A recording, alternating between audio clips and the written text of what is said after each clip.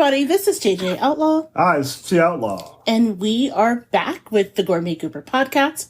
You can find me anytime, JJ Outlaw, on the Twitters, as the kiddies say, at JJ Outlaw.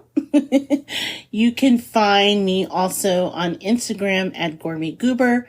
And as we start every show, if you're a regular listener, and why not if you're not, you will know that I co-host a show every episode with my best friend, my hubby, that dude, the Dark Desperado. I've run out of ways to announce you. 2022 rerun. 2022 rerun. That's right. Big Daddy, a.k.a. T Outlaw. How's it going? It's going quite well.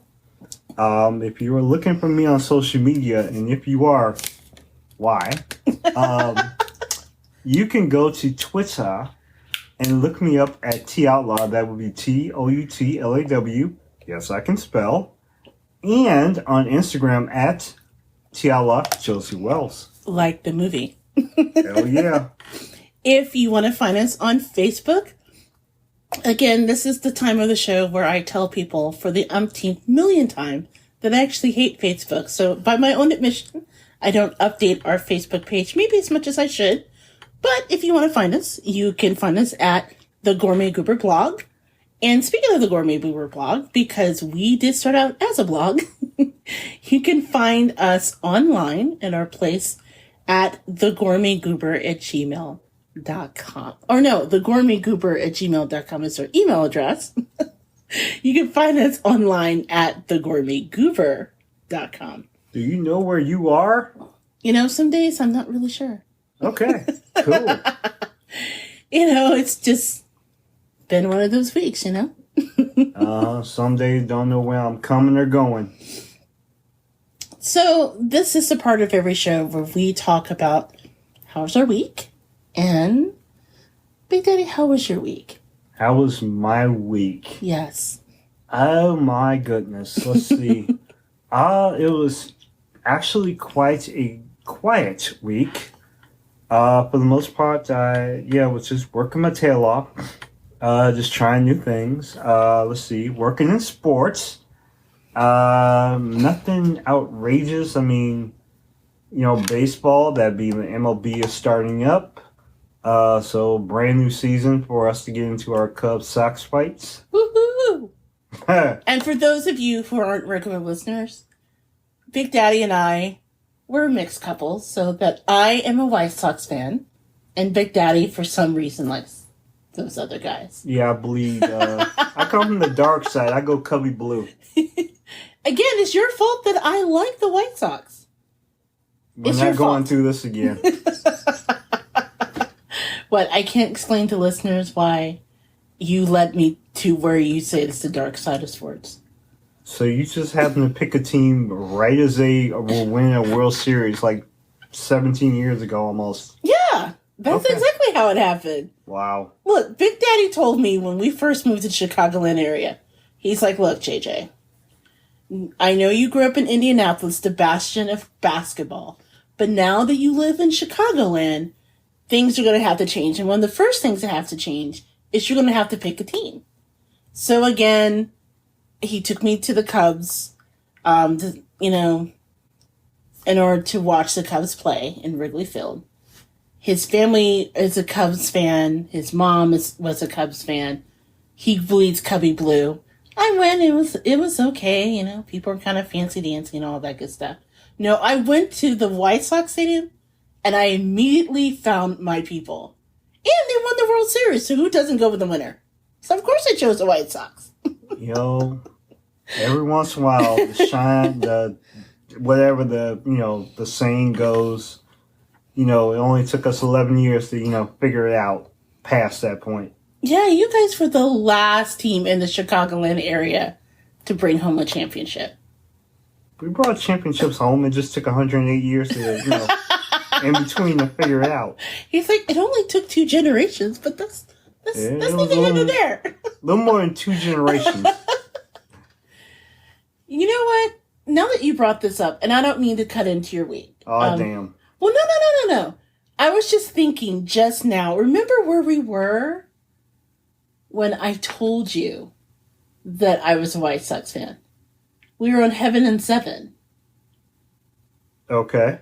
Well, no, we just found out that the legendary Heaven on Seven, which is a legendary Cajun and Creole restaurant out of the Chicagoland area, run by Jimmy. Everyone knows Jimmy. It's finally closing after how many years in business? Oh my goodness, I couldn't even tell you. Yeah, they're like a Chicago institution. And unfortunately, they were not recovering from the COVID. So wanted to give them a shout out and say thank you for all of the years of just incredible food and monumental moments in our relationship, including the day where I finally revealed to Big Daddy that I was secretly a White Sox fan. You weren't secret about it. You can testify to that. And it was so funny because the waitress came by and she heard what I said and she's like, "Sir, do you need a minute? Am I going to have to separate the tables? Are we splitting up the checks?" No. We're just, we'll learn to deal with it. See, I should have taken you to Harry Carey's and opened that up.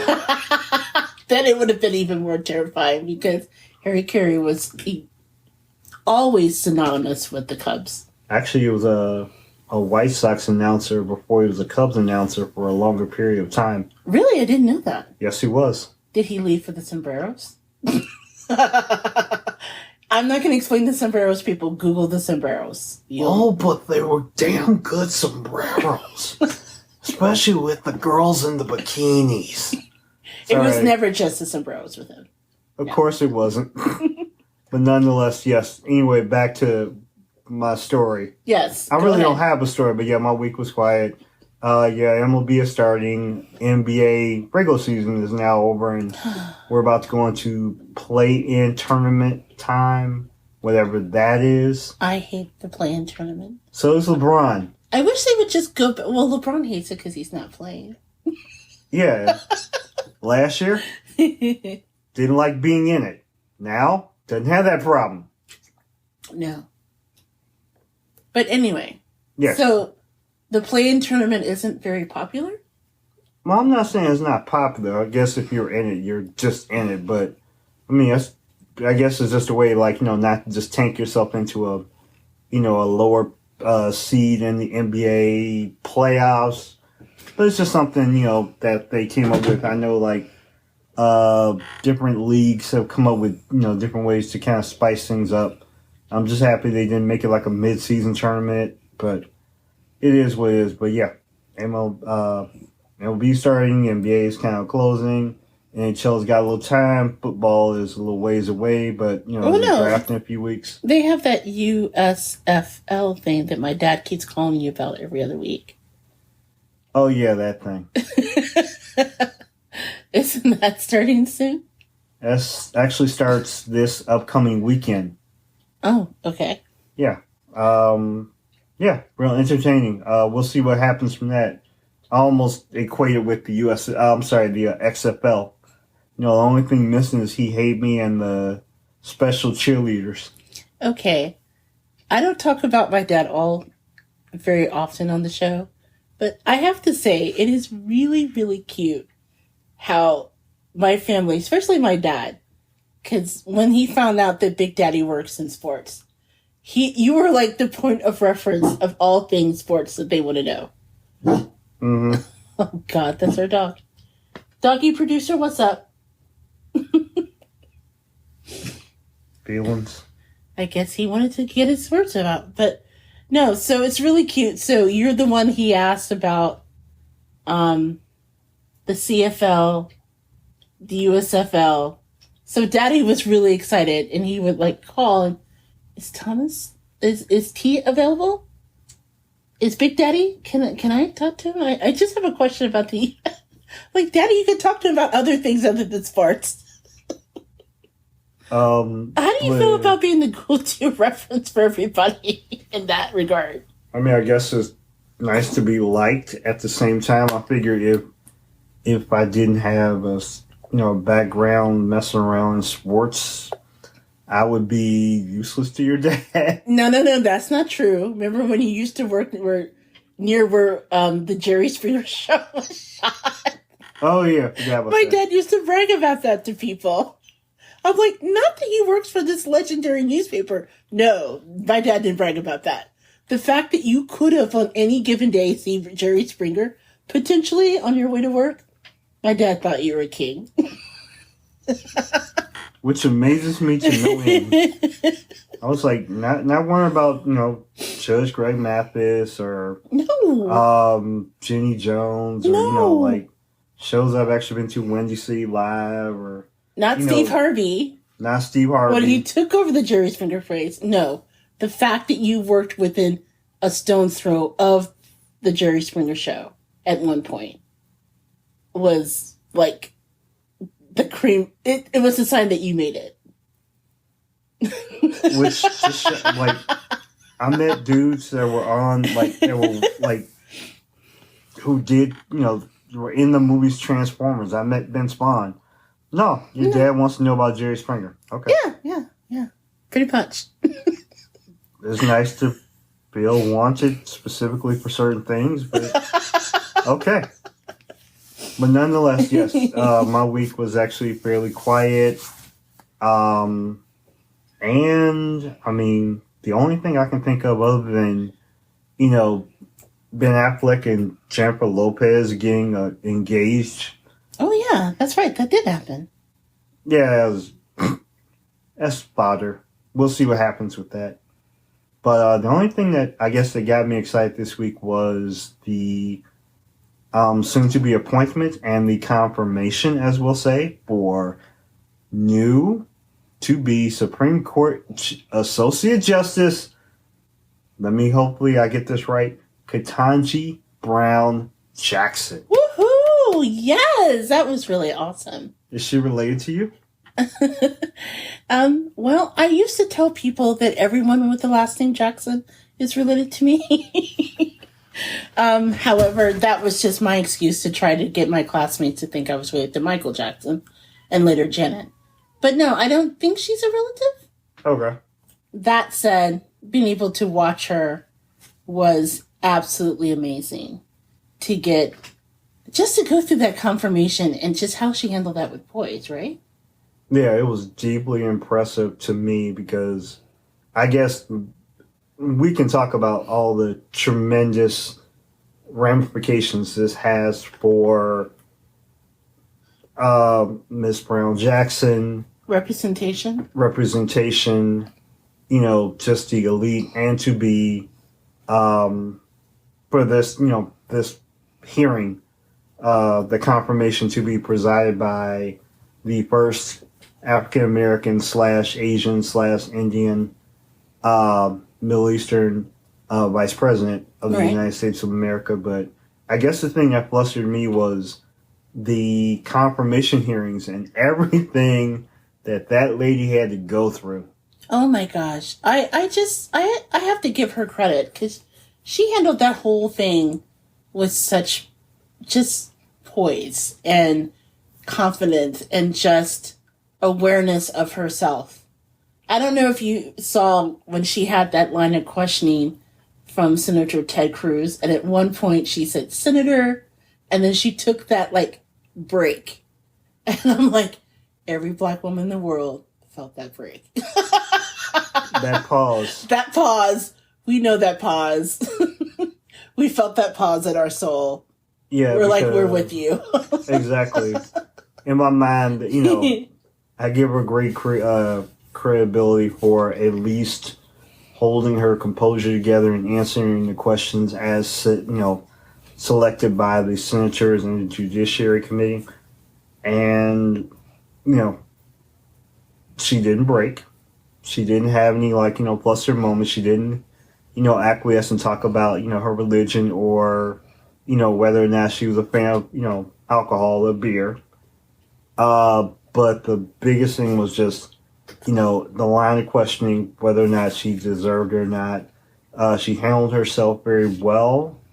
And I guess the thing that definitely helped me was that she handled it with class, with grace, and as a good legal member of society should. and I'm very proud of her for that. So we'll see what happens. It was a lovely moment when they voted her in. And I think the vote, I was actually surprised. It was like 53 to 47. Yes. So there was no need for a tiebreaker vote. And then everyone applauded because it was just such a monumental, historic moment to see for the first time in over 200 years a black woman nominated and confirmed to the Supreme Court. I was really disappointed when I saw some of those senators walk out. I'm like, even if you don't agree with their ideology, at least appreciate the fact that you're witnessing history. This is something that has never been done before. And, you know, I'm sad that they chose not to be part of the celebration. Let's put it that way. Well, it wasn't a celebration for them. I mean, in my mind, I'm like, you just didn't want to see their faces when they took the L's. Yeah, but it was a celebration for America, because I have to say, and I don't know if I shared this on the show. Okay. I know you were there when, during Inauguration Day, when Kamala Harris was... Kamala? What did I say? Kamala? No, Kamala. Sorry. When she was actually sworn in. Okay. And I think I had shared with you, when I was a kid, I was told by a teacher that I would never see a black woman as a president or the vice president. So the fact that I lived over 40 years later to see that, and to see that happen, I was in tears. Because, again, it's hard for people, I imagine, some of the listeners to imagine, being in school and not seeing things reflected of you, and like the highest levels of government or leadership or corporate, leadership or things like that. When you turn on the TV or you open a magazine and nothing looks like you, right? Okay. And to be told by a person of authority, like a teacher, this is someone who's supposed to, form your mind and instill confidence in yourself and all of the things that comes with learning. And to be flat out told, oh, you can't do that. And to be able to see that was just so powerful. And on the same, vein, I've heard classmates of mine who told, oh, well, are you sure you want to go to law school? You think you can get in? There's not many black Supreme Court justices, or they're not many women that is in this position. And to be able to see that happen in real time and know the power that it'll affect on the next generation, I was really moved by that. Okay. I can give you that. I mean, I guess in my mind, and sorry, I don't mean to cut you off. No, go ahead. The only thing I'll say with that was that representation, as you said, is extremely important. And the only story I have to that was I grew up, I won't say, I guess it is kind of a chocolate city, but, it was deeply, people of my melanin shade that I went to school with. And, growing up as a little kid, I wanted to be, of all things, an astronaut. And I got the chance when I was fairly young to meet, I believe the name of the gentleman is Guillaume Buford, who was the first African American in space. Wow. I want to say he went up in 82. I don't want to mess it up. It might have been 82, 83. But I met him and was able to shake hands with him when he was at an assembly. And it meant a great deal to me. And it kind of bolstered my want to be an astronaut. Aww. I kind of idolized it for a while. And then as I got older, math, science, and getting sick when flying kind of took that away, but that's neither here nor there. It was just, I'm just going to say, representation is hugely important. Well, speaking of that, and you know what? I know that we normally don't talk a lot about politics or things like that, but this is something that speaking of representation, I think is very sweet. So after she was confirmed, apparently Vice President Harris took two letterhead stationery from her office. Mm-hmm. And she gave one to Cory Booker, and she gave the other one to Senator Raphael Warnock. And she told them both to write a letter to someone to commemorate the day. And Raphael Warnock actually shared the letter that he wrote, which is to his daughter. And when I heard it on The View, actually, and when I heard it, I started to cry again because it was just so sweet. And I think it kind of sums up what we were talking about. Okay. So I have the letter here, and he wrote it to his daughter, Chloe. Dear Chloe, today we confirm Ketanji Brown Jackson to the United States Supreme Court. And in our nation's history, she is the first Supreme Court justice who looks like you, with hair like yours. While we were voting on the floor of the Senate, a friend of mine, the Vice President of the United States, handed me this piece of paper and suggests I write a note to someone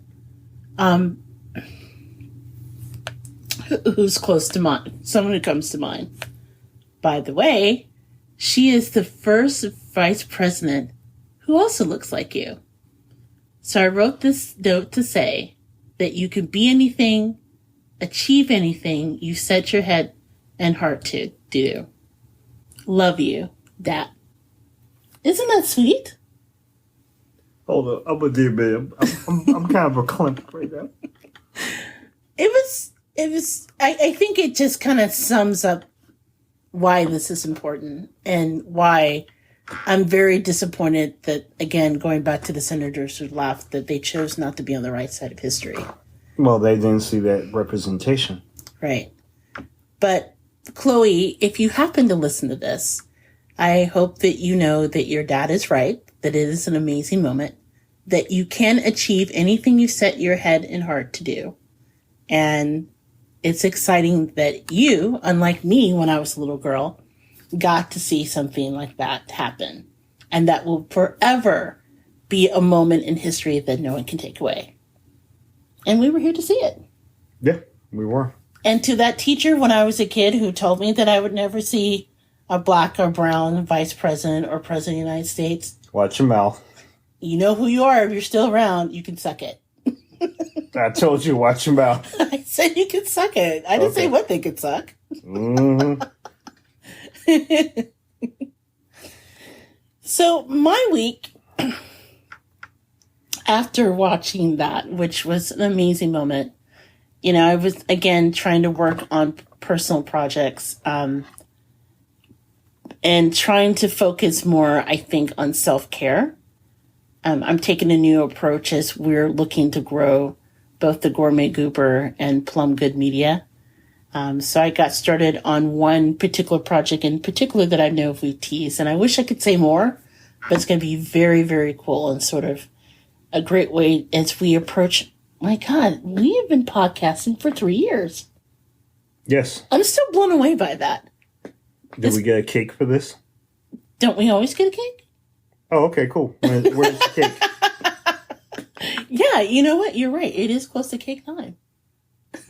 Always like cake. So anyway, not thinking about the cake. But, you know, I have some plans that I can't wait to share with the audience. But I've taken a new approach and not getting myself overwhelmed with everything that I have on the burner. So I've been practicing some self-care, doing some reading, picking up. I actually downloaded a video game on my iPad, which is weird because I normally don't do that. Okay. Video game is, it's so stupid. It's like a mobile game. You know what it is? It's like that. You've seen it promoted a million times on Twitter. It's the one with the fish, and you do the aquarium. No. You've never seen the aquarium game promoted on Twitter? No. I don't play games. No, it's kind of stupid. Where Twitter's usually you'll see one of three things.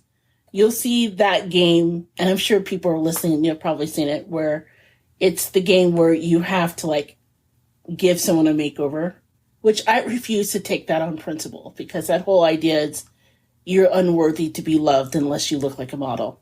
That is not true, and I don't want to reinforce that. And the other one is the guy who decides that he wants to redo like a house or something. But this one is the one where it's all about an aquarium and everything is built around aquarium activities. And one of them in particular is you get a fish and the fish is valued at like the number 5. And you have to work yourself out of this like puzzle. So you can either that fish can eat a fish that's valued at 4, or you see a fish that's valued at 9, and if you choose the wrong one, it'll eat you instead. Now that I think about it, it does sound really violent. It doesn't sound like it would be relaxing at all. And I admit in the beginning, just on GP, I would purposely get the fish eaten because I thought the whole thing was stupid. It's sort of like when you're having a bad day and you play like the earlier versions of Super Mario and you see all the different ways that you could kill Mario. You've never done that? No. My younger brother used to do that for kicks. It's just he would run Mario off the cliff or something just for kicks and to laugh because it was silly looking. Okay, do we need to have a conversation about you and your family? Anyway. Yeah. I found myself playing that game. And I've picked up, because Miss Marvel's coming back, so I've picked up a couple of comic books on my and on my iPad. And I noticed that my vision was a little off. Okay. So I went to the eye doctor. And the way my vision was off, it was kind of blurry when I was bringing things close to me and so on. So I thought, okay, all right, well, cataracts is a common thing. So I just figured this is cataracts. And I'm just going to go to the eye doctor, have it confirmed, be able to move on, schedule the appointment to have them removed, which kind of sucks because you can only remove them surgically. But, cataracts is a pretty common thing that happens as you get older. So I sit in the chair, I introduce myself to the guy, it's a new eye doctor. And as we're going through, I said, so I'm going to have to schedule the cataract surgery, right? Can you break it down and tell me what goes on? And he goes, cataract surgery? What makes you think you have cataracts? And I was describing the whole thing about how things are kind of blurry and kind of looking and my vision sort of changed. And he goes, oh, no. You don't have cataracts. You're fine. You just need bifocals. I was like, what? He said, you just need bifocals. Once you get that level of correction, your vision's like 20/20 again. You can go back to reading and all of that good stuff and it won't bother you. We went back and forth for 20 minutes because I didn't believe him. You didn't believe that you needed bifocals? No, I didn't. And he was like, ma'am, all right, so you're willing to tell me that you would rather have surgery for cataracts than bifocals? And I'm like, yeah. And he goes, why do you not want what's wrong with bifocals? Well, I can't need bifocals. Bifocals are for old people. She said that. And he looked at me and started cracking up. As if to say, you're not a 20-year-old, right? Mm-hmm. I mean, I am not calling you old, but you are clearly, you're clearly not a Gen X, a millennial, right? You know this. Right? And this was a male doctor, right? Yes. Okay, I understand now. So finally, he was real gentle about it. He's like, Well, ma'am, I don't know if you know this, but bifocals are actually pretty common for people over the age of 40. He said that's not uncommon. As we get older, our vision changes, and you're going to see that it's something that you have to do. And he's like, it's no big deal. There's even bifocals now that you can get called progressives, so that you don't see the line. He said a lot of people wear them, so they're walking around wearing these progressive lenses. You won't even know. So you don't look granny proof. Exactly. But he said, I assure you, you would much rather have the bifocal corrective as opposed to having whole ass surgery on your eyes. I would agree. And he even showed me. It was so funny. I guess there's like this new thing that you can get where you don't have to get your eyes dilated. You just put your eyes in and it takes photos of your eyes. And so he showed me like the entire eye, right? He was just like, yeah, see, there's nothing there. You're completely healthy. You're getting older and your vision has changed. And he said sometimes it changes pretty abruptly. That's not uncommon. Okay. Yay for technology. 2, now I'm jealous because, when I go to the doctor, I get I get dilated, pupils get stretched. I get shots in my eyes, painful lasers. I'm like... Nope. He's just like, yeah, you just need this prescription. And then you're done. Okay. I feel... So I picked up 2 pairs of glasses, which they were supposed to take a couple weeks, but I got them both within a week. One pair, which I totally love, it's like black and white polka dots. Which, how did you describe them? You said they were extra. Yes, they were extra. It's like... And I was like, that's perfect. You look like a youthful black Joy Behar in the glasses. I love that. I was going for that. Maybe not Joy Behar, but, Look, if I'm going to wear progressive lenses, they're going to be extra. They are extra. And then the other one are a little bit more subdued, so that way I can wear them if I'm like meeting a client or something and not look like a crazy person. There's no stopping that. No. No. Gray is correct. But why is it that I did not want to accept the fact that my eyes were... I just couldn't wrap my brain around the fact that I needed bifocals. I was like, it must be cataracts, right? No, it's not only is it not cataracts, you don't want it to be cataracts. Yeah, I actually kind of did, rather than admit that I needed bifocals.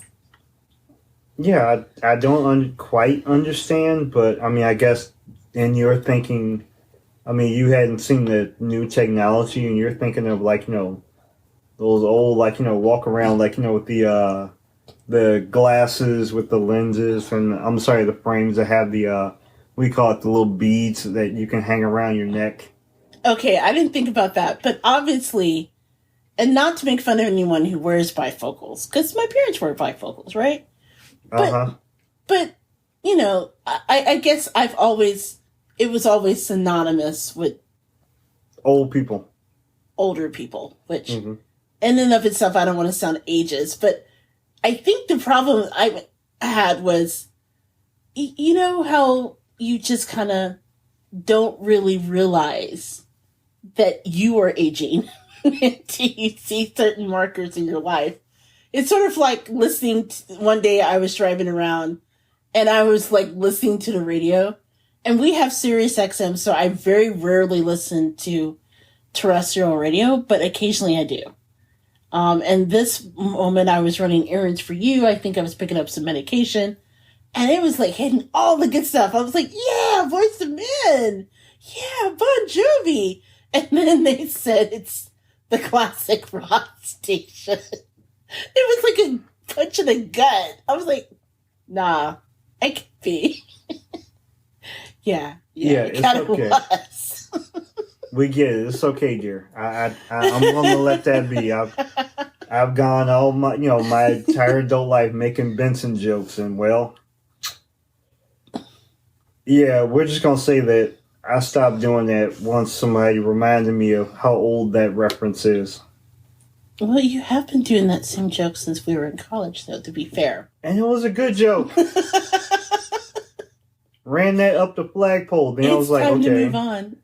I was like, damn it. So I had to go from Benson to Jeffrey to, I don't even know who the modern day, like ombudsman, like, ballet dude would be. Well, technically, they've relaunched The Fresh Prince of Bel-Air as Bel-Air on Peacock. So you could technically make a Jeffrey joke, and it would be new again. Hmm? Yeah, but in that show, I haven't watched it, but is Jeffrey still Jeffrey-like? Yes and no. Jeffrey's kind of like his right-hand man in the show. So, probably not. But you know what else kind of made me sad? Was the BMF wallet that I gave you is no longer a reference that people get. Oh, my Samuel L. Jackson, like Pulp Fiction.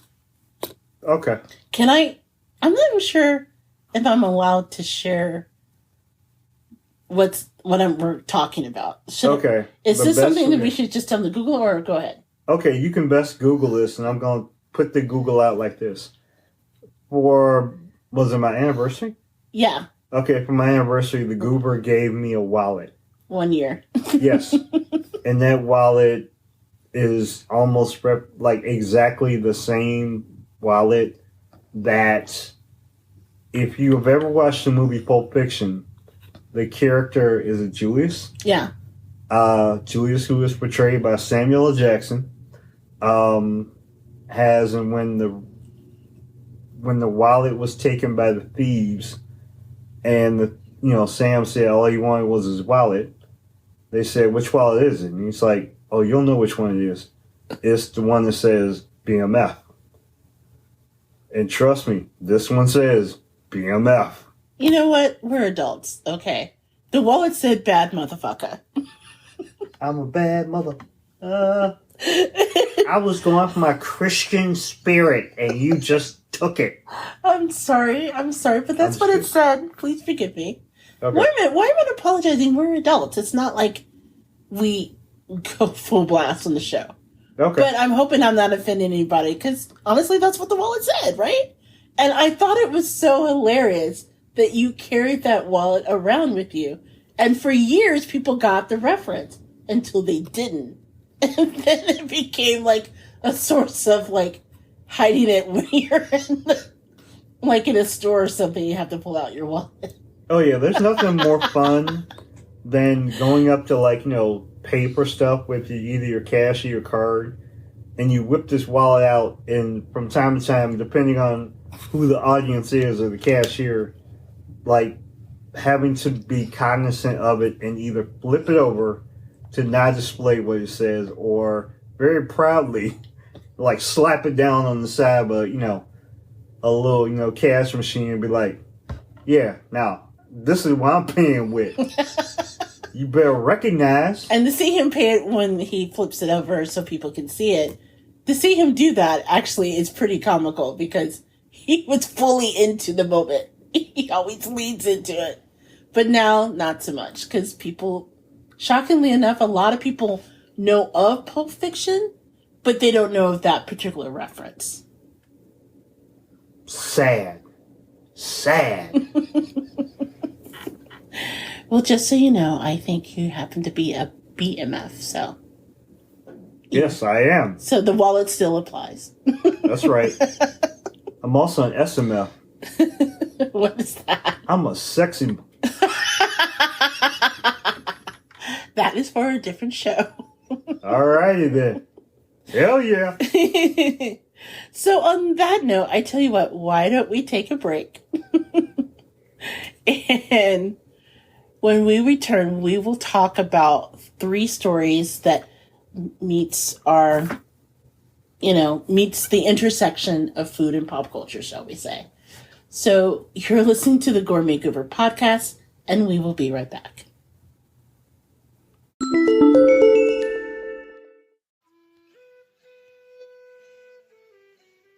Hello, I'm Karen. And I'm Emily. And if you, like us, are slightly on the nerdy side and have an interest, fascination, or musing for anything historical, then we have the podcast for you. Our podcast, A Nice Cup of History, takes a historical event, place, or person and delves into the facts, fictions, and myths surrounding it, all whilst enjoying a nice cuppa, or sometimes something stronger. Each week, we finish with a special segment we call Ridiculous Deaths, which looks into the absolute bizarre ways some people have died or survived and what we can learn from them, such as why alcohol and sailing should never go hand in hand on a moonlit night, and why bridges and butts don't mix. We are listened to globally, which blows our minds. So if you have any suggestions for topics for us to discuss, please let us know.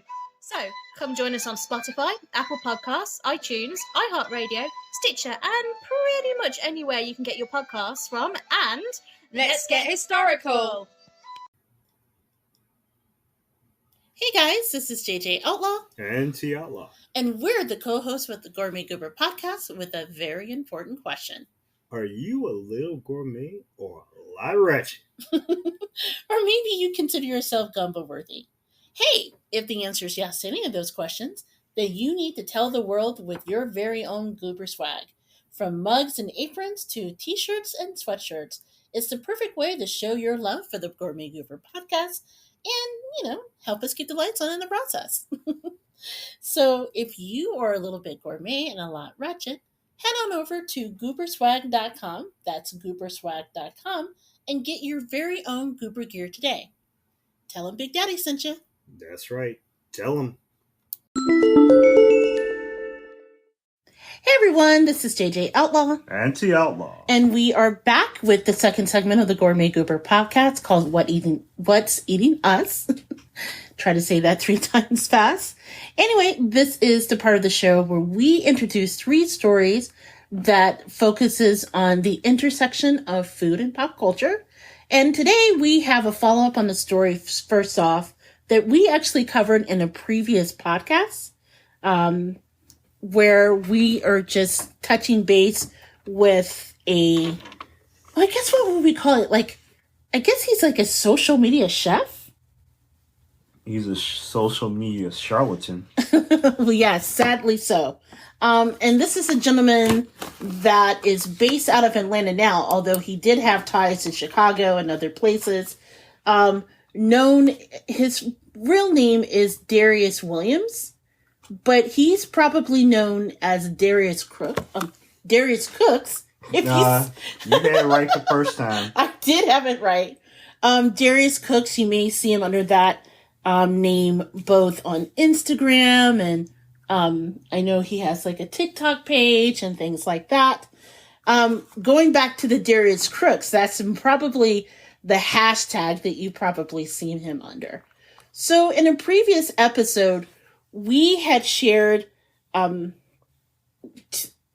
story that was first introduced by Sunny Anderson, and if that name sounds familiar, Sunny Anderson is of the Food Network. She used to have her own show, Sunny for Real. Now she's on The Kitchen. She's been like a guest judge on various food-related programming, again, on the Food Network. And then The Kitchenista, which if you don't follow her on social media, which sadly, she's not on Twitter for reasons that I'll share in a moment, but she does have a presence on Instagram. She's a really great chef. I've used her recipes more than once, and it's really delicious.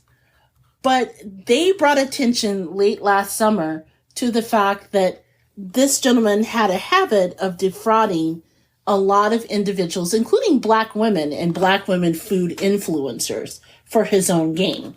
And whenever he's criticized or someone brought up the various ways that, unfortunately, he's taken advantage of his large platform, again, to monetarily defraud individuals, he's taken to do what's known as doxing, which means that he will target his critics online and he will reveal and post personal information of his critics. This has been kind of an underground thing, particularly along Black Twitter and then people who have followed his story, and historically marginalized areas of the internet that have a place in foodie culture. But as of last week, it actually got attention from a Fox 5 Atlanta expose, where basically there's a reporter tied to the Fox 5 investigation team, who actually sent a reporter to his house, and now he's being publicly outed for his longtime habit of doxing people on the internet. So basically, the doxer got doxed. Yes, the doxer got doxed. So just to recap, this is someone who once owned 2 Atlanta restaurants that he closed in January 2020. He sells cookbooks, cookware. He has cooking videos. His Facebook page alone has 1.5 million followers. So he has a lot of people tied to him. But the company that he works under has a F rating. With people saying that products he's ordered, he sold everything from pound cakes, where there's been complaints that either the pound cakes that people order online either didn't arrive or unfortunately come in less than sanitary condition with like mold and open packaging and things like that. Oh my goodness. Yeah. He's also been noted on websites such as Mashed and things like that, where basically he sold skillets under his brand name. And what happened was people were ordering his skillets and weren't getting them. So how exactly do you order pound cake, one, and or skillets, not receive them, and you still be in business? Well, he has a pretty sizable following. Whether or not you have a following, I'm like, you order a pound cake. That's like ordering a patty pie and not getting a patty pie. Oh, child. And being like, yes, that would cause pie? people to fight, I think. Yeah, it's like ordering from Paula Deen and not getting like a Paula Deen, like, dessert. You know that something's going to come. I don't care if it's just a big old stick of butter. Something should be arriving at my place. Otherwise, I will find you. I will hunt you down. Well, you would think that there would be a lot of people who would support these complaints, but as we've seen with other social media influencers with large followings, unfortunately, people, for whatever reason, feel invested in that individual's success, even if it's by taking advantage of someone else. In this case, for example, the skillets, this was actually something that was brought to light again by Sunny Anderson, who actually at one time had him on her show. When she had the Sunny For Real, she decided to use her very large, sizable platform on the Food Network in order to bring attention to another Black chef. What happened was people who were placing orders for pound cakes, for skillets, who decided to pay maybe for one of his dinners but wasn't able to get access to it, they started contacting Sunny to get to him because he would stop following up with them, right? Okay. And so Sunny's like, dude, I know nothing about any of this. And come to find out, there was just a laundry list of just scams and lawsuits and bankruptcies that was tied to Darius. You can actually find all of it online if you look hashtag Darius Crooks. Sunny Anderson meticulously broke down everything that was tied to this gentleman, including at one point, believe it or not, outside of his foodie empire that he was building, he actually had this credit repair business that went out of business. Oh, God. That he defrauded some individuals that were looking for him for help to take care of that.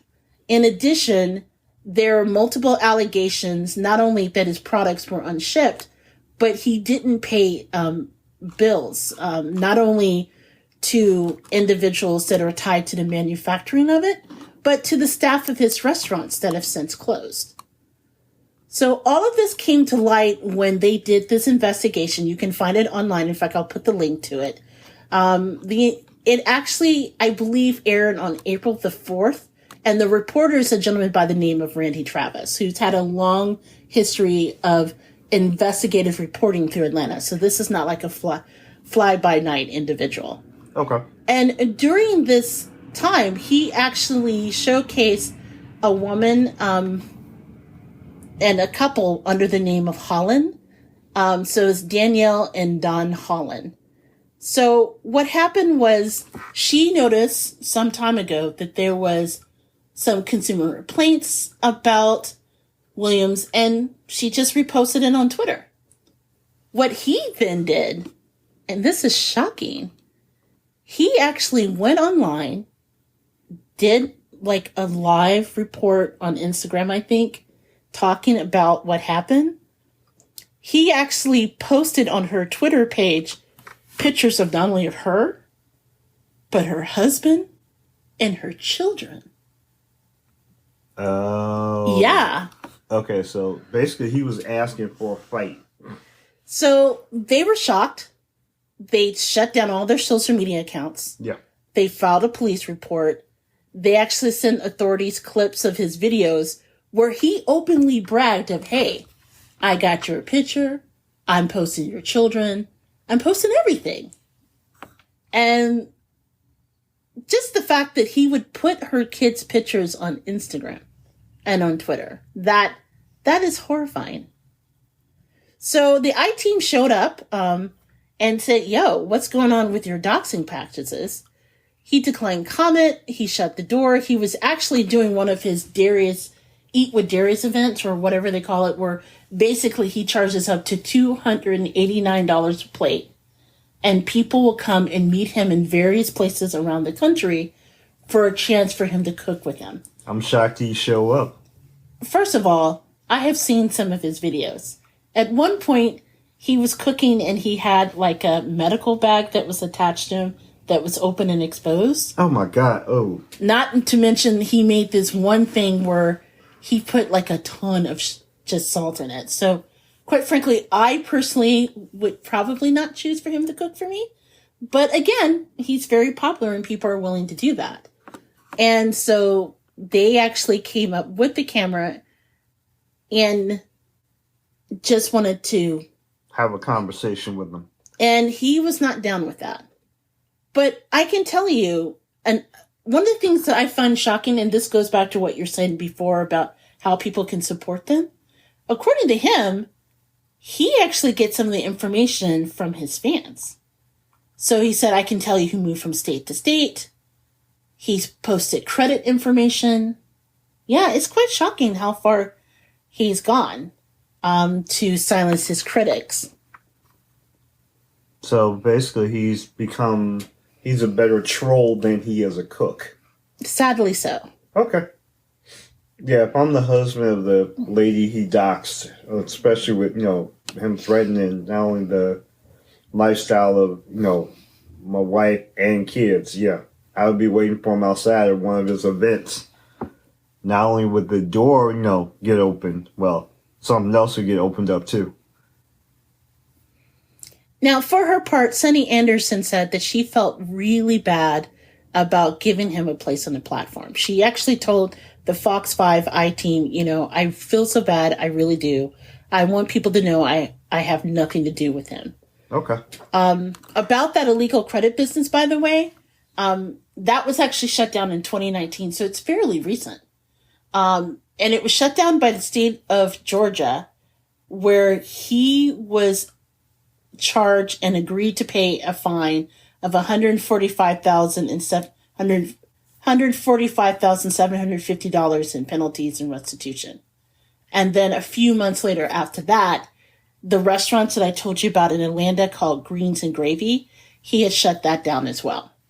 But the thing is that's so disturbing is that he's hurting real people by putting that information on. Yeah. Putting them, and particularly the children, at risk for nothing more than calling attention to the fact that, unfortunately, people are not getting what's promised from his services. Which is a shame at the same time. I mean, with this long laundry list, it's like a laundromat now. Basically, he can go from being a cook to a real housewife of Atlanta. Oh, no, you did not go there. Hey, I got called like I see it. So this is a real situation of buyer beware if you do happen to purchase materials from him, because he's still selling it online. I will post the link to the story on our show notes so you can see for yourself. And again, for the people who have been defrauded and the people who unfortunately been doxxed, my heart goes out to them, because that's got to be a scary thing. It is. So let's take a breather and move from that to Statesville story to our second story, which is a little bit more comical, sadly enough. And it's one that we've talked about at length over the past week. So we knew that we had to talk about it on the podcast. And that is Paula Patton's fried chicken. Okay. Let me start with a disclaimer, because the Goober and I had a lengthy conversation about how we wanted to proceed with this. And under no circumstances are we trying to say anything negative about the actress, No. her family, No. or anybody involved. She's, I'm sure, a tremendous lady. We love her to death. She's very talented. At the same time, we got to work on her chicken game a little bit. Paula, if you're listening, and I hope you do, this conversation that Big Daddy and Nevada have is all about love. And Yes. if you don't know who Paula Patton is, she is an actress. She's been in the acting game for a very long time. You may have known her from movies such as Hitch or Mission Impossible. At one time, you may have known because she was married to singer Robin Thicke, Yes. and she inspired an album that he had called Paula. Yes. She was in Just Right. Oh yeah, that's right. She was in Just Right. I love Just Right with Queen Latifah and Common. Yes. Yes. One of my all-time favorite movies. Yeah, she was in that. Yeah, there are a couple movies with Denzel Washington. Yes. So Paula has been in the game for a while. And again, like Big Daddy said, she seemed like a lovely woman. This is more or less an intervention of love about her chicken. Yeah, it's more about, like, when mommy decides that she's gonna make chicken for the family and or, like, friends, and when you put yourself out there, you get scrutinized for random things. So here's what happened. Paula is basically, Paula basically decided to share a recipe that's from her mom. And she said it's her mom's favorite recipe. She shared a clip of her making 138 fried chicken wings. And, well... That's kind of like my family, that's like my family dinner. Yeah. If you got all my family together for the family reunion, that's a lot of chicken wings, but yeah. So basically, there are two major complaints that people have had about the video. Okay. One, which honestly, Big Daddy and I also talked at length, because we know that there is kind of a lot of it's a contested topic, rather, about actually, because what happened was she posted her video, right? Mm-hmm. And then someone did what's known as a remix, where they showed the video and then they showed their reaction to the video. Remix! The person who showed the reaction to the video, and commenters picked up it as well, was two key issues. One, about washing the chicken. And this is the part that's contested, because people like Julia Child wash her chicken. Look, we were brought up to wash our chicken. You just wash your chicken, okay? It's a sedentary thing, but we also know that the CDC also very strongly advocates that you don't do that, because it's a way to limit the spread of salmonella. I don't understand how that could be a thing. If you isolate washing the chicken in just one space, you use that bleach after you're done, you wash your hands, you use tongs. There are ways to limit the spread of salmonella. But I can understand how people related to the CDC might be pushing against that. So if you're not as careful, then yeah, I suppose. But for what it's worth, I'm the kind of person, and you've seen me do this, I even rinse the top of cans before I open them to prevent dust and contamination getting into food, because I was just taught to do that. So washing is a thing for me. Well, and I've definitely seen you do it, and I very much, appreciate that. The few times that I deal with poultry, I realize that it's yard bird, and I pick my moments when I kind of eyeball it and say, okay, if it coming out of the package, if I'm not 100% trustful of the package, there are things I do like wash, and I scrub everything down, but sometimes, I go through a hard rinsing process and then I pat dry. So, I kind of go both ways. So, that's just me. Well, in her case, the bigger complaint is what actually happens next. Which, instead of seasoning her flour, Paula uses plain flour. She doesn't season the chicken. She doesn't season the flour. But she actually adds the seasoning to the oil. So by putting the seasoning in the oil, it sort of leaves it, there's a question of whether or not the chicken itself gets seasoned, right? Right. Or is it something that, the oil itself is seasoned, right? So as you can imagine, some people were rightly confused. And I think partially people are in their feelings because, fried chicken is kind of a thing. Every family has their own way of making fried chicken. For example, the way I do it, I season the chicken. I actually marinate the chicken in seasoned buttermilk. In fact, that's how I'm about to make fried chicken when I buy buttermilk. Yes. You get all excited. And then I season the flour. And then I put it in the oil. So I've never thought to just season the oil. And to be fair, a lot of people even mention, hey, there are worse, recipe videos that are out there. Okay. Yes, there are. We have seen them. Sometimes we talk about, do we talk about this on the mic? Nah, we're not going to touch that. Some of them almost scream for it. Yeah, some of them actually almost scream for it. But the point that people are trying to make is, it's a kind of pointless to season the oil. How does the season stay on the chicken? Right. Now, to be fair, after being roasted online, just without mercy for several days, and from what I understand, this is an older video, so it's not even a newer one, right? Paula actually responded last week from Mexico where she was vacationing with her kid. And I love this response kind of. It was in a video. Okay. And she said, hey, I just wanted to respond and say, listen, I get it. Peace, love, and fried chicken.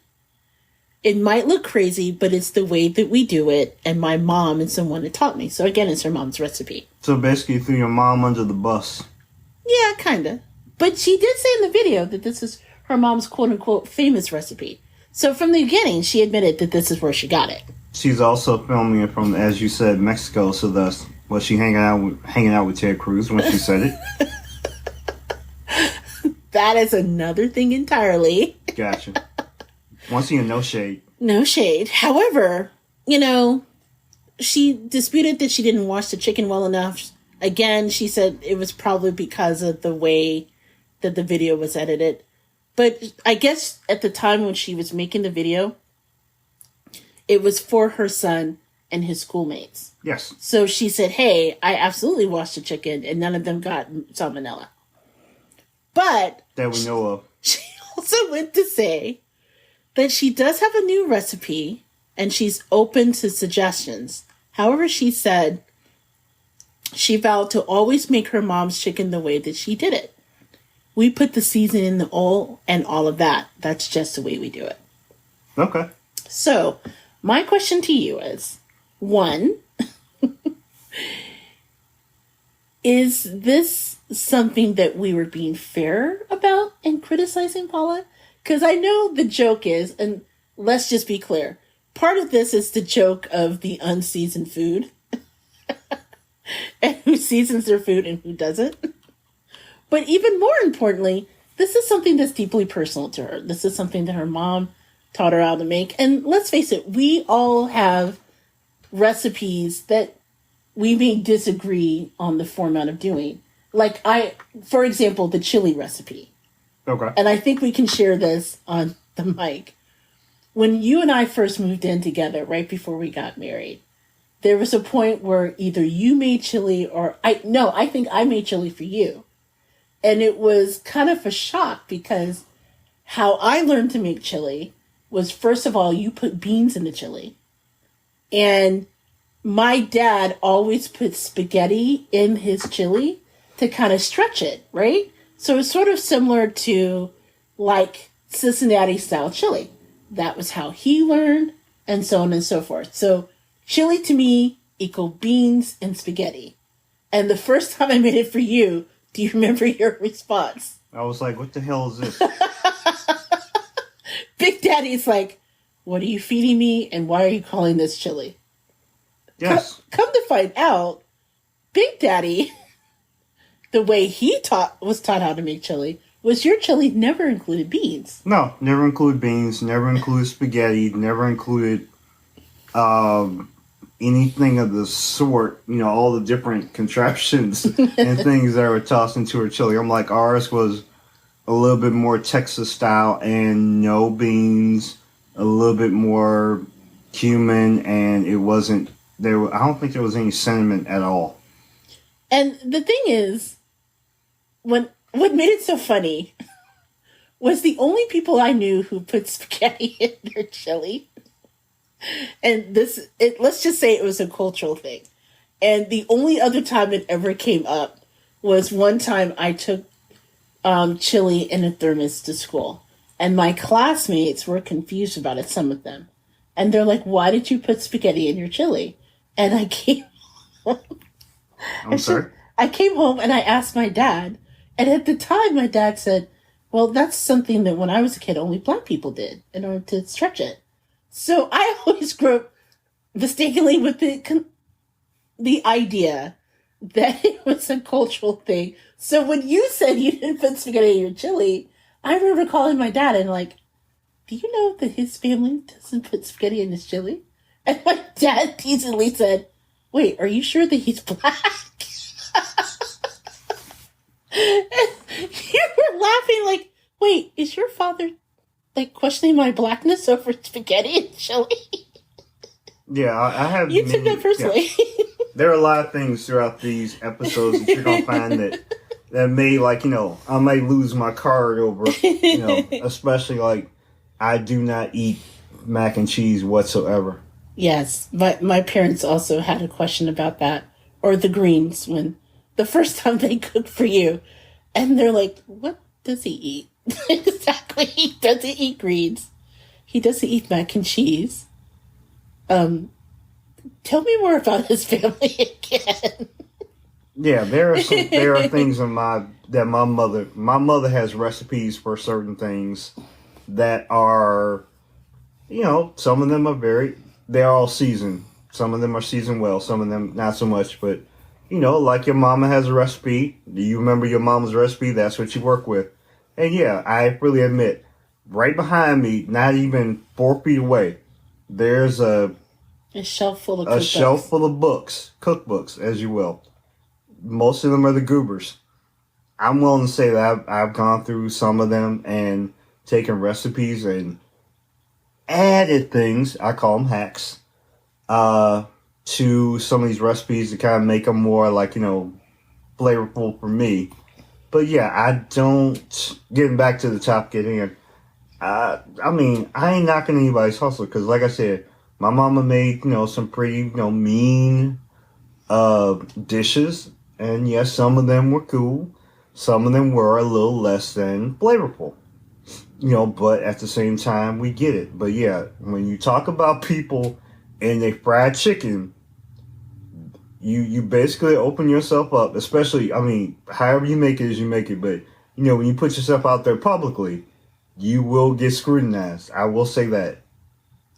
Well, here's the thing. Do I think she kind of invited the criticism?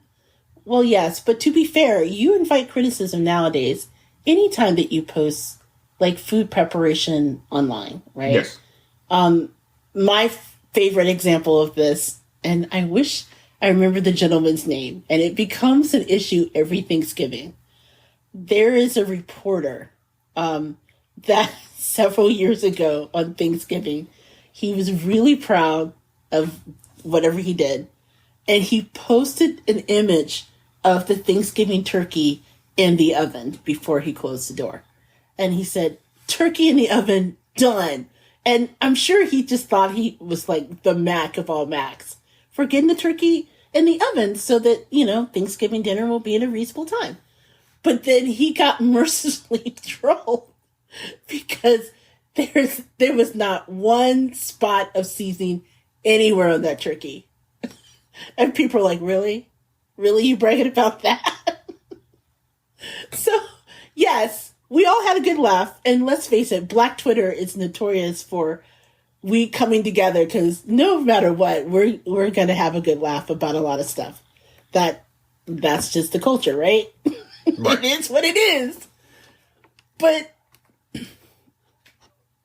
and like you said, chicken is one of those items that, again, if you mess it up, the culture is going to come get you. But I can also see her side of it too. And to her credit, she took it in a really great way because of the fact this is how her mother made the chicken.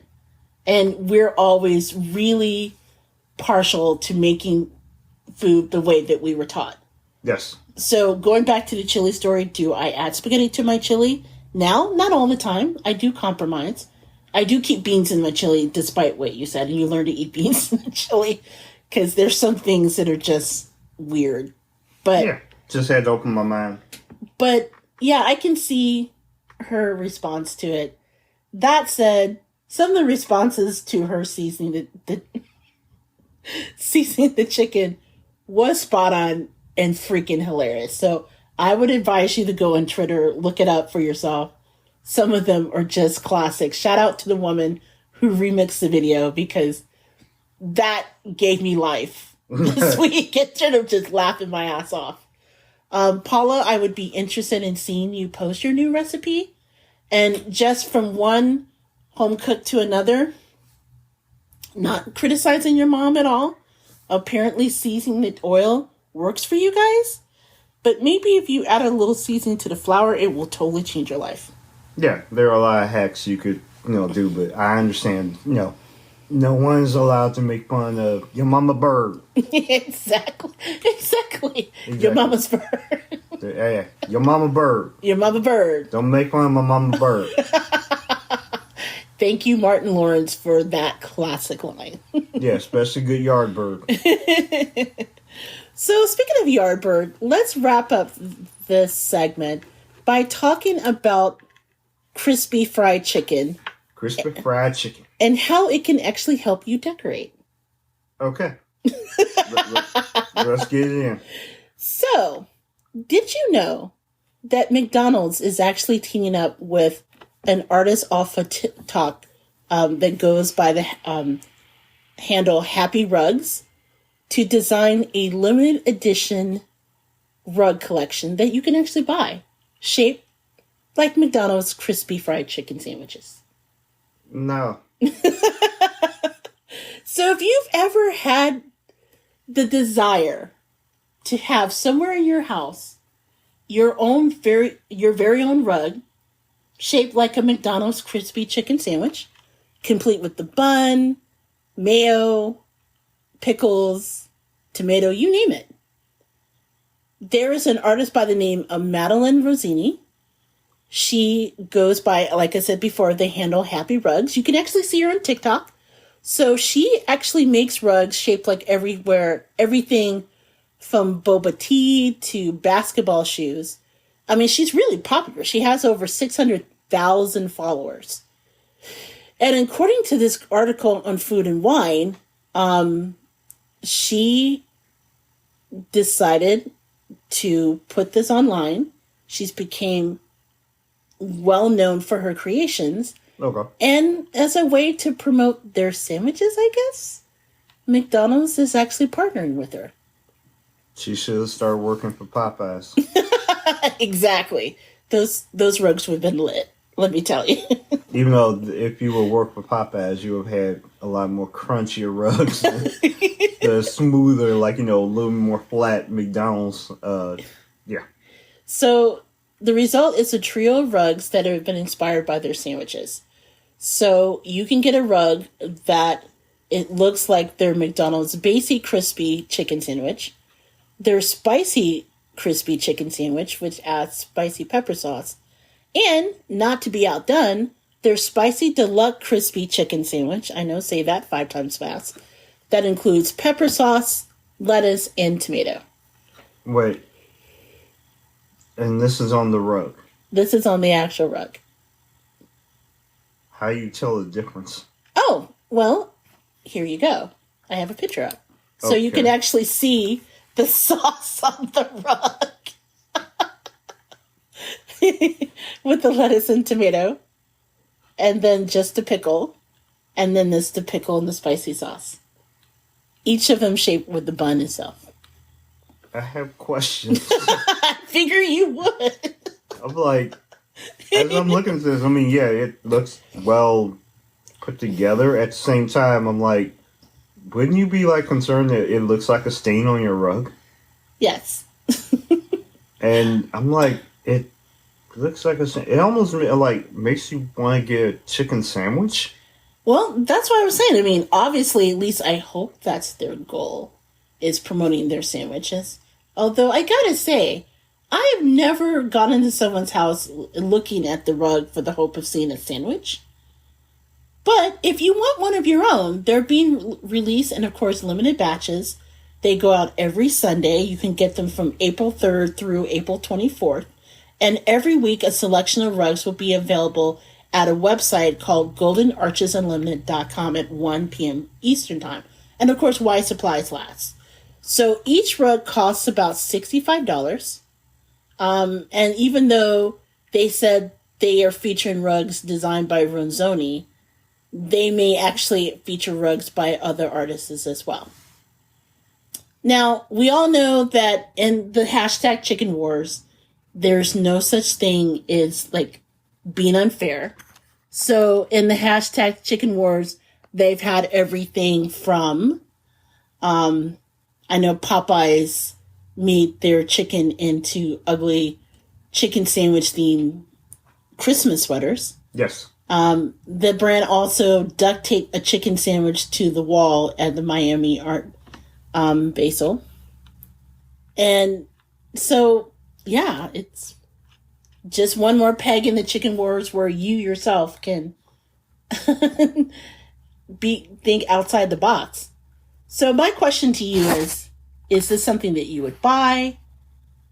Where would we put said rug? And if not the rug, what other fast food item would you like to have a rug made out of? For me personally, I think the perfect rug, or it would be not so much a rug, we can maybe do it as a runner, would be a Chicago dog. A Chicago, with all the fixings. With all the fixings. I think that would be a really classic. Maybe it could be like a welcome mat or something. Come on, that'd be great. Well, obviously, if it was a Chicago dog, the one thing that won't be on it was ketchup. Well, no, of course not. Okay. Ketchup is for children. Shut up. Big Daddy puts ketchup on his hot dog. Hey, I am cultured. I am cultured. I'm also a grown-up. That's something you don't do, folks, by the way. Never put ketchup on a hot dog if you're over 4. I put barbecue sauce on my hot dogs. It's still fancy ketchup. Shut up. So, would you want us to have this rug? Is that... I'd be afraid our dog would try to eat it. Our dog will eat it. You might bring some friends over and they'll just come back and be like, what happened to the rug? Rug is half eaten. Okay. Nothing you can do about it. But yeah, I don't. Well, I'm trying to figure out if I'm gonna drop 65 bones on it. Well, that's not too bad for a fancy rug. It's a limited edition. I'm sure it is. At the same time, I'm like, okay, so that leads to the second question. If I buy this, where am I putting it? Am I putting it in the kitchen? Am I putting it in, like, you know, like the dining room or the man cave? Am I putting it in the pet's room? I was thinking the bathroom, actually, for the size of the rug. It's not very big. In the bathroom? I think that would be hilarious. But no, obviously inappropriate. Yeah. I guess. I mean, it's like putting the man cave. Do you put it in the garage? No, you wouldn't put that in the garage. Again, you're paying $65 for a work of art. That just happens to be a rug. Hey, I'm slow. Trust me. Shaped like a sandwich. I'm like, you know, if you have a garage, I'm like, yeah, I will put anything out there. I will put like a Monet. I'll put a Rembrandt painting out in the garage if left to my own devices. And that's why you're not allowed to decorate. Yes, I am definitely not my sister. We would have a Basquiat out there if it was up to you. Yeah. So if not Biscuit too. So if not a chicken sandwich, what would your rug be? What would my rug be? A chopped cheese? Ooh, that would be cool. That would be you. That's a good question. You know what mine would probably be? A whole bunch of pulled pork. Not so much the sandwich, just a whole rug with a big plate of pulled pork. So you would just have a pile of pulled pork be your rug? Yes. Think of the texture. I'm disappointed. I was thinking you were going to do like a Philly cheesesteak with the Popeye's chicken torn and added in. That was once again just making me hungry. But yeah. And a plate of pulled pork wouldn't? You make good pulled but pork. I'm thinking of the color and the texture. I am thinking like an artiste. You're thinking of an artiste. Okay. Yes, that's right. With the fingers, like with the little pinch. You should see him now. He's like totally acting out with his finger. Finger up with the lemon twist. With his pinky up. That's right. Handle your business. That's right. With the little lemon twist. I would like my pork. I would like my pulled pork nice and red and ravish. So what fast food restaurant would you, if it's a pulled pork one, what would you? I have to find because the only one I can think of is Arby's, and you know you don't want to eat with Arby's. Arby's. Oh, hell no. No. I have to find a restaurant that would be, up to my standards. Because I do have standards. Well, whoever that may be, I think I think the next one should be the Chicago dog. I mean, just think of all the different colors that would be blended together. I think it would work. I think it would have the texture and everything you're looking for.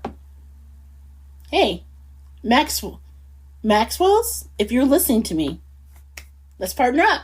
Let's do this. Wait a minute. Now that you brought that up, okay. I would like to offer up to McDonald's if you are going to put out another rug. Okay.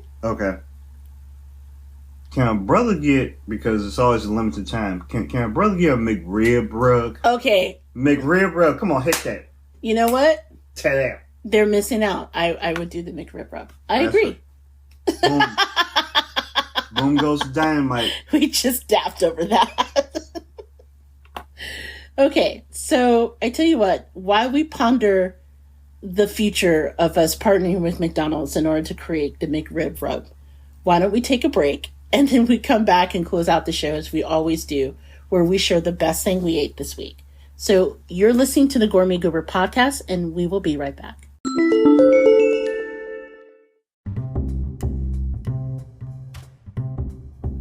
Hey guys, I'm JJ Outlaw, better known as the Gourmet Goober, and I'm here to share this great new recipe journal from author Gaby Loreno.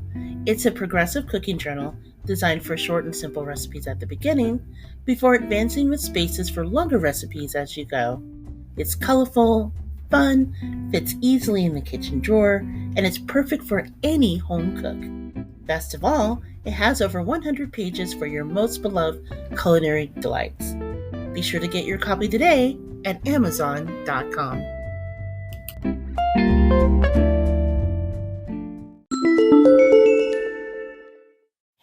everyone, this is JJ Outlaw. And this is the Outlaw. And we are back with the Gourmet Goober podcast with our final segment of the show where we go over the best thing we ate this week. This is where Big Daddy and I share everything from our favorite recipes that we made at home to our favorite restaurant experiences. As always, we share all the details in the show notes so that you can take part in all this good gab. And if you have something that you would like to showcase as the best thing that you ate this week for a chance for it to be read on the show, please email us at thegourmetgoober@gmail.com. Again, that's thegourmetgoober@gmail.com, and we will include your contribution.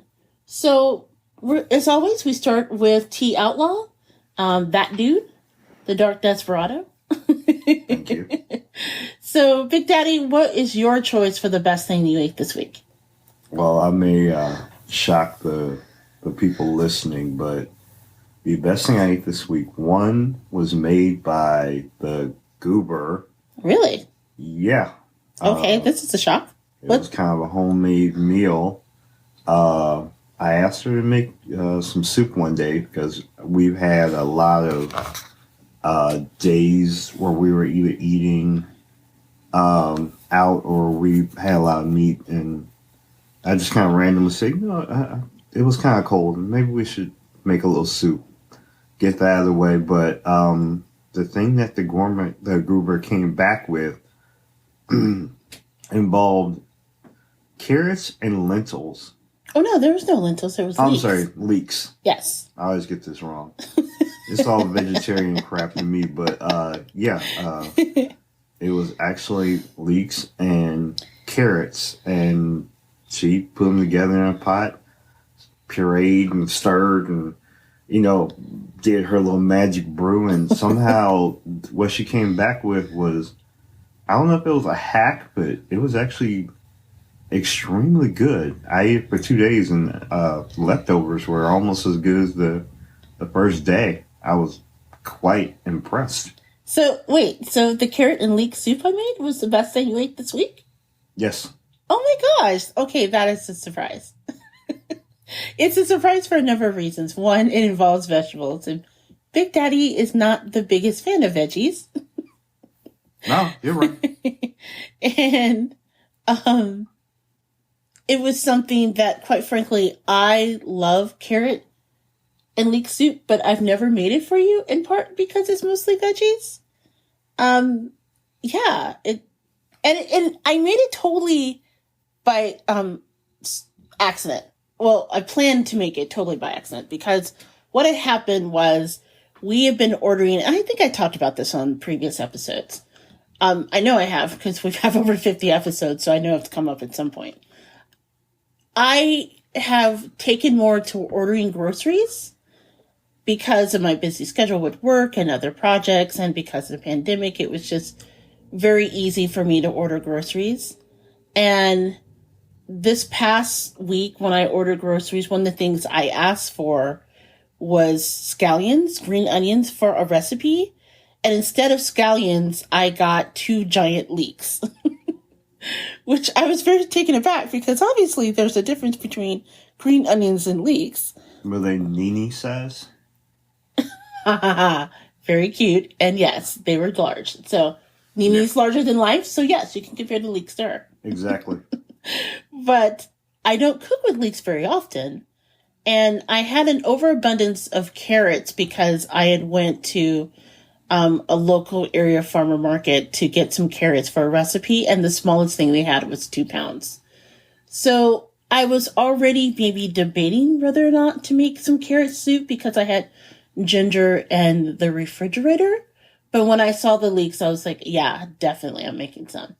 So I was just going to make it for me until you said you wanted something soup like for dinner. And so I thought, oh, great, I can introduce him to the carrot soup and maybe he'll like it or, So I used a basic recipe. I added some ginger. I shushed it up with some better than bouillon and some fajita. Long story short, and I added some hot honey to it. Yes. And long story short, you really loved it. So to not only know that this was something that you loved, but it turned out to be the best thing that you ate this week. Wow, I'm really happy about that. Yeah, I was quite shocked myself because I was like, after the first night, I'm like, I ate something without meat. I didn't know if my body would like wake me up the next day and be like, "Hey, you ate no meat." It's like, you're a beef eater. What's going on with you? Like, you're a straight carnivore. And I tried like the next night to throw together. Like, I tried to add meat. Like, I crumbled up some sausage and tried to add it to the scenario, but it honestly didn't need it. It was just kind of there. But yeah, the soup was actually, pretty good. Granted, it had chicken broth in it, and I tossed some pepper, and you put Greek yogurt in there, right? Right. The recipe usually calls for either a dollop of creme fraiche, Greek yogurt, or sour cream. I had Greek yogurt on hand, so I added just a pinch of Greek yogurt to it, just to kind of hit it up with some tangy flavor. But between that and the hot honey, which really woke up all of the different flavors and hit it with that umami, yeah, I happen to love it. It's one of my favorite recipes that I've made to date with carrot soup. So I'm really happy that you liked it. Doesn't, change me into a vegetarian or anything. Oh, no, you still give me problems over meatless Mondays. Yes. But the fact that you told me that, one, it was okay that we ate it even though it was a meatless Monday. And two, you told me to add it to the rotation. Victory. Yes. I'm good with that. I'll live with that, so. Awesome.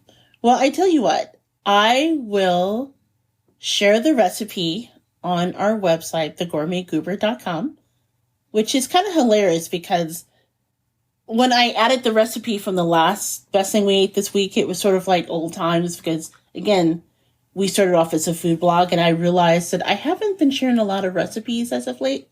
Like, I haven't shared a recipe in a long time. So, I don't know, maybe I should get in the habit of doing that more often since I work from home from various projects and various people. So the idea of me sharing what I cook, especially now that I have that fabulous kitchen journal, shameless plug, Gotcha. from KB Loreno. Yeah, I can maybe do that and maybe post more recipes, but I'll definitely post this one. And again, thank you for naming that because we rarely talk about what the best thing we ate this week is before we do the segment, because there's that element of surprise on the mic that you sometimes benefit from if you don't know. So I'm really happy and that is what you named. Every once in a while, I like to shock and awe you. Well, that definitely is it. Well, the best thing I ate this week kind of harkens back to something that I talked about at the beginning of the episode. And that is when I went to pick up my glasses. I went to Vision Works at the local mall. They were one of the places that took the insurance that I had. And while I was there, I just decided to, instead of driving back immediately, I stopped off at lunch, believe it or not, at Cooper's Hawk.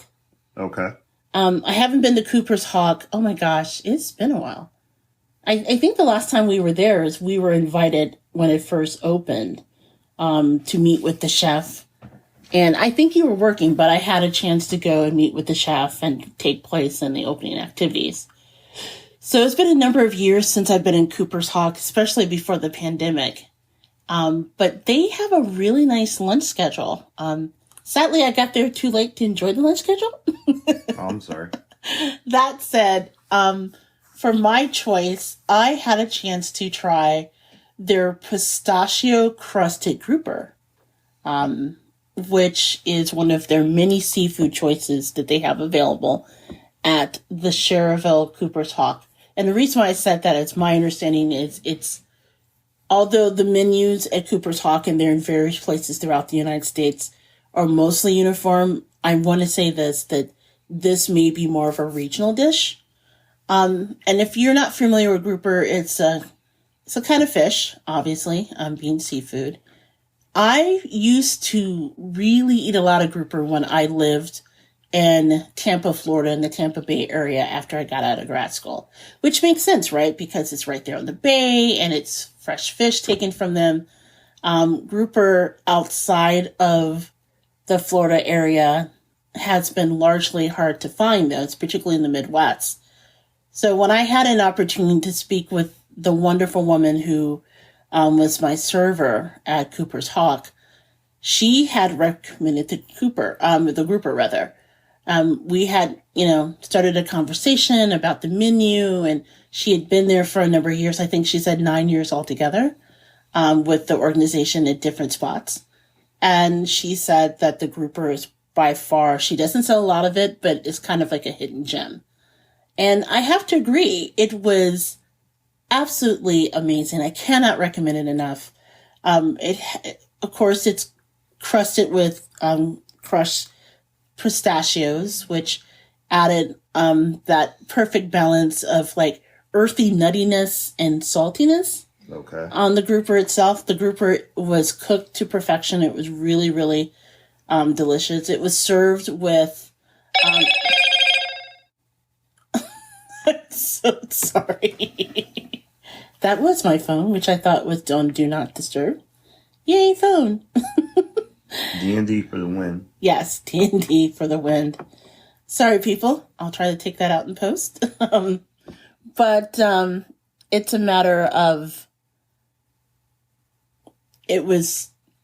had asparagus. It had this really great mashed potatoes that came with it.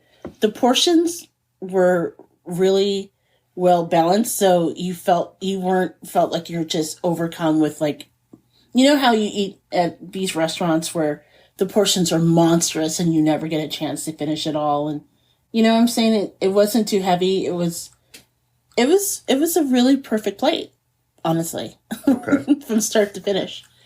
And I also had the s'mores dessert while I was there as well, that she recommended, which I'll put the link to both the grouper and the s'mores dessert. It kind of came in a sort of a creme brulee. I believe it was called a s'mores Burdino. Yeah, it was. It was a s'mores Burdino.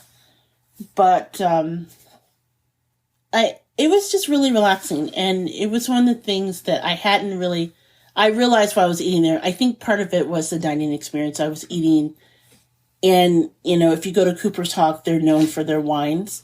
So I was eating in their bin area where they had a number of wines that were available, and the woman that was there, I ate at the bar, and so she had an opportunity to tell me the history of some of the wines. So between the food and the experience, it was by far my favorite dining experience that I've had in quite a long time. And I don't know if that's because it was the first time that I've eaten away from home by myself in a long time, or She had to get away from me. just the grouper itself. But I think everything came together. I cannot recommend it enough. And yeah, the pistachio crusted grouper at Cooper's Hawk. Try it if there's one in your area. Okay. And this was in Cherville or Maryville? This is the Maryville one. Okay. Yeah, it's the one that's actually outside the mall, which is crazy. Because of all places that you would put a Cooper's Hawk, I wouldn't imagine outside of the South Lake Mall. But yeah, it was really an expert dining experience. Did you have any wine with any of these choices? I did not, because as you know, I'm allergic to alcohol, so I did not get a chance to partake. But she did give a lot of great recommendations. In fact, I probably should have taken it down for anyone who's listening. But yeah, really, really loved it. Okay. So, Big Daddy, as you're trying to ignore the cat who is now taunting you. We're gonna have a conversation after we get off the mic. I'm sorry. As we are talking, one of the pratfalls of recording from home is, as we sometimes talk, our pets decide to let us know that they are in fact in charge of our living experiences, and today is no exception. Where I don't know why, but the youngest of our two cats just came out as I was describing the grouper. And he just started attacking both our legs, as if to say, "Hey, we're here." Yeah, I'm putting this just on look at the. I'm blaming the doggy producer for this because the doggy producer is supposed to keep the cat away. Yeah, his job is partly security, and apparently he's falling down on his job. He's sleeping. Yeah. Okay. All right, we're gonna see what you about to get one less biscuit or treat today. So sorry if I saw a distraction a minute ago. I'm watching you, and I'm like, "Hey, we are recording." Nonetheless, no, he's over here like taking a hack in my pants, like trying to do some alterations. I'm like, hey, come on now, I'm trying to talk. It is hilarious because, like in Man vs. Cat, the cat is winning. Yes. See, he did it again. And this time I see it like this little paw jumping up and smacking you. Yeah, I'm like, this isn't a scratch and post. Oh my god.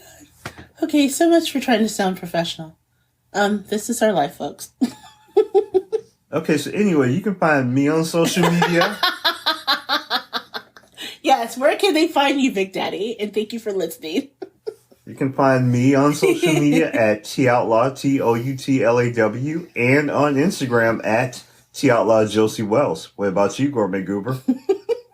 You can find me hiding from my cat. But when I'm not, you can see me tweeting on Twitter at JJ Outlaw. I am on Instagram at Gourmet Goober. You can always find us on Facebook at the Gourmet Goober blog, because that's what we started off as. You can visit our blog, which includes recipes, show notes, ties to our advertisers, and all sorts of good stuff at thegourmetgoober.com.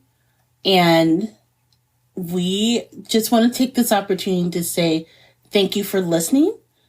Speaking of thegourmetgoober.com, be sure to visit us because we have been doing some experimenting with other media outside of the podcast. So, for example, Big Daddy and I were talking about hosting Twitter Space events just to kind of help grow our brand and reach out to some of you on Twitter. I know that we had an unofficial Twitter Space event for Moon Night, which was a lot of fun. So thank you, both of you who joined in with us. It was good. So we may do some again in the future, especially since I know that in future months there's going to be some other Marvel properties that are coming out. And since I'm a goober, I just thought creating content around that would be great. Plus, on thegourmetgoober.com, you can also find ways so you can support us. You can buy our swag. You can, check us out and leave a review. Just a number of ways that you can help us grow as we approach our third year and beyond. So for Big Daddy and I, we just want to end the cat who's still molesting Big Daddy. We just want to take this opportunity to say thank you so much for listening.